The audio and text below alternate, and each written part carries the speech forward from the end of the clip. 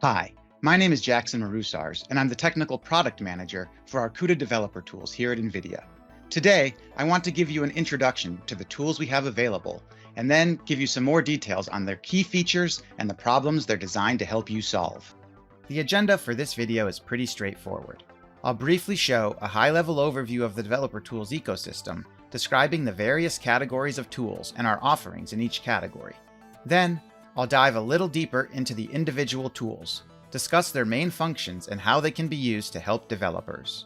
I'll close with some additional resources to help you answer any remaining questions you may have.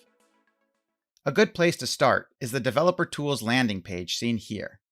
At the top, there's an infographic that describes all the tools for CUDA, optics, and graphics developers. Below that is a tile-based filter and descriptions for each tool. You can dig down through the hierarchy to find the specific tool for any job. In this video, we won't be talking about graphics, but be aware that there's a rich ecosystem of tools for those use cases as well. The tools are roughly divided into three sections: Ides and Debuggers, Profilers and Design Tools, or Libraries and APIs. I've reformatted the infographic here to just focus on the CUDA specifics. In the IDEs and Debuggers category, we have integration into Visual Studio Code, and Eclipse. These integrations allow for seamless code development, building, and debugging of CUDA applications. They are designed to support the workflows users are accustomed to for traditional CPU-based programming, adapted for CUDA applications running on GPUs. They have programming features like IntelliSense and code completion for CUDA syntax, as well as compiler integration for a smooth build workflow. For debugging, they support both CPU and GPU breakpoints, stepping, variable inspection, and more. If you're developing from Windows, Nsight Visual Studio Edition is the go-to tool for Windows targets. Nsight Visual Studio Code Edition can run on both Windows and Linux, but currently only supports Linux targets for GPU debugging, with support for remote targets via SSH. Nsight Visual Studio Edition and Eclipse Edition are included in the CUDA Toolkit, while Visual Studio Code Edition is available for free from the VS Code Marketplace. CUDA GDB is our command line debugger and also acts as the backend for some of our IDE-based debugging. It's built on top of GDB and uses many of the same commands. If you're familiar with GDB debugging, CUDA GDB should feel very similar. You can access it from a shell or from the built-in terminal of Visual Studio Code. It supports both CPU and GPU debugging, including CUDA C and SAS assembly code. Features like breakpoints, single stepping, call stack, and variable inspection all help track down those pesky bugs causing errors directly from the command line. Lastly, in this section, we have Compute Sanitizer. This command line tool is a functional correctness checking suite that contains multiple sub-tools for different types of analysis, including checks for memory access errors, shared memory data access hazards, uninitialized accesses to global memory, and invalid usage of synchronization primitives. It automatically analyzes the application as it runs and presents a report of all the errors detected, including source code locations. The built-in heuristics can detect potential issues that may not always reveal themselves through a failing test. It's always better to find these types of bugs before the code is out the door. For profiling tools, there are two main offerings: Nsight Systems and Nsight Compute. Nsight Systems is a system-wide profiling tool that allows you to visualize the performance and activity of an entire platform. It helps you locate optimization opportunities by recording millions of hardware and software trace events on an interactive, correlated timeline. There are timeline rows for each CPU process and threads, as well as each GPU stream, to visualize all the compute activity together. You can see areas of high activity, which may be causing resource contention, or bottlenecks, and also gaps in CPU or GPU utilization, which can indicate performance being left on the table. Nsight Systems also traces a number of popular APIs and libraries, including standard CUDA, cuDNN, cuBLAS, OpenMP, MPI, OS Runtime, and many more, even graphics. The traces appear on separate rows in the timeline with correlated timestamps. There is CPU call stack sampling available too, including the recent addition of Python backtraces. There's also a built-in analysis framework aimed at automatic detection of performance optimization opportunities. It uses a set of predefined rules to determine if the application has known behavior patterns that can cause poor performance.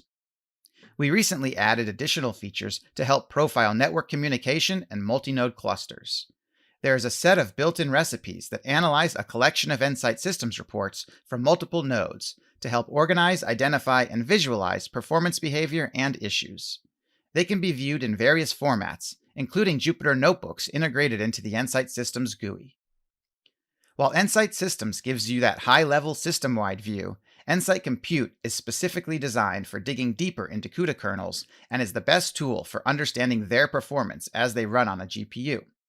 It uses multiple passes to collect hardware and software performance counters and has a built-in expert rule system known as guided analysis to detect performance issues and give explanations and advice on how to fix them. Users can run an interactive profile to step through CUDA APIs manually and launch a profile when a kernel of interest is encountered, or use a non-interactive profile to automatically profile all the kernels or some subset defined with user filters. There's a standalone GUI that can be used to configure and run profiles, as well as analyze the collected data. It supports both local and remote targets. There's also a command line interface that can be used for profiling or analysis, and the results collected with the CLI can easily be opened in the GUI. After running a profile, Nsight Compute presents a summary page with a result row for each kernel that was profiled. The results show some basic information like the kernel duration and throughput for compute and memory. And one of the most important sections on this page is the sorted performance issues and speedup estimates below the table. This section gives the user estimates about how much speedup the kernel could achieve if a given issue was fixed. This helps guide the performance tuning focus and helps users avoid spending time on issues that may have little impact. Double-clicking on a kernel result will open the details page. The details page is divided into sections, with each one providing performance measurements and information about a specific category or metrics. The speed of light section at the top gives the highest level overview. It also includes the roofline analysis. Each section below refines the level of detail. For example, there's a memory workload analysis with information about the caches and device memory, as well as a memory chart that helps visualize the activity. There are also sections about the scheduler, warp states, instruction mix, and more. Each section will have rules for performance issues, and if a rule has triggered, there will be a warning sign with information about the issue and some steps to try and fix it. Often, the steps will guide you to another location in the report for more details. Many rules will lead to the source counter section. These metrics are attributed to specific lines of source code, and if you select one, it will open the source page. The source page can display CUDA source, PTX, and SAS assembly. What's displayed can be changed with the View dropdown. Selecting a line of source code will also highlight the corresponding lines of PTX or assembly. Recall that this is the page where building with line info is important. The metric values will point you to the location in your application where the issue is occurring. This should hopefully give you some ideas about what changes need to be made and where to make them. That wraps up the profilers, and now I just want to spend a couple of minutes on the third category of tools, libraries and APIs. The NVIDIA Tools Extension Library, more commonly known as NVTX, is a set of functions that a developer can use to provide additional information to tools to improve data analysis and visualization. The NVTX API is used to annotate applications to trace points or regions of interest in it. Users can define start and end ranges for tracing and can also use custom markers to note specific points in a workload. After running a profile with Nsight Systems, the additional NVTX information is visible on the timeline. CUPD, the CUDA Profiling Tools interface, is a dynamic library that enables the creation of profiling and tracing tools for CUDA applications. The APIs can also be added directly to source for some low-level data collection. These APIs give users more fine-grained control for observing the CPU and GPU behavior of CUDA workloads. The Compute Sanitizer and Debugger APIs give users direct access to the underlying capabilities of these tools in order to create new tools for correctness checking and debugging CUDA applications. They're the same APIs used under the hood for Compute Sanitizer and CUDA GDB. We make them available to the community to enable as many developers as possible. I hope that gives you a high-level understanding of the tools available for CUDA developers. Most of them are already bundled in the CUDA toolkit, and you can also find the latest versions and downloads from their individual product web pages. Each page has additional resources to help you learn more. The Tools Overview page shown here is a great starting point that can help you find the right tool for the job. Thanks for watching.